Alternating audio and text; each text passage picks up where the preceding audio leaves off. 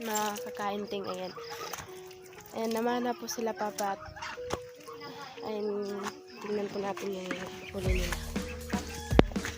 Tapos ayan yung isda. So, nilinisan ako ito. Tapos ito ay hindi pa. Ayan. Ang ito, ano pa, 8 plus, ay 82 plus 82. Oo. 134. 164. Ah? Ayan, ito. Kanina 134, ngayon 164. Hula ko ang tama. Ah. Di ba, ano tayo, Pilipino? Masaya tayo dito. Hindi, ang hula niyan ay 164. Oh, diba? Tama, diba? Ah. Ito ay ibibilag to gagawin dulo. Yan, yan ba? Gawin pa ng daing. Yung kalambutan. Yung kalambutan at ito yung isda. Dito. Kaya lang hiniwa niya. Ito yung dito. Ito pa, anong pangalan nito pa? Ito. Di, ito. Ay. Tayom. Alimasag.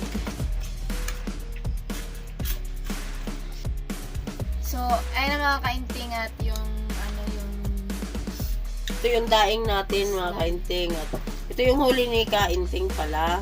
At ito yung maliliit, dinaing niya. At siyempre ito tatlong malalaki. Meron na kaming niloto. Ito, gawing paksiw. on mamaya, para mamaya. Pati yun sa halin. Tapos ito, Parang- hindi, ganito yan. Ito umayang tanghali. Ito umayang gabi. Ito naman, pwede na tayong kumuha bukas.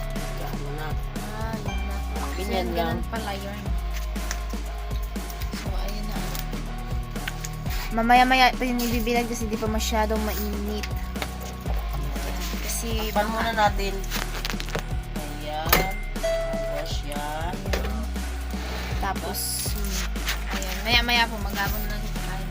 Shout out nga pala sa mga nag-aabang sa aming video. Pasensya na dahil hindi kami nakapag-video ng parati kasi nga medyo busy kami.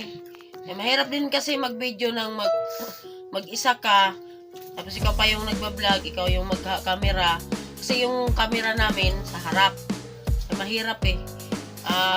Buti na lang magkasama kami ni Kainting lagi eh. Si Kainting kasi nasa iba yung pinupunta niya, iba yung trabaho niya. Ako naman dito sa bahay.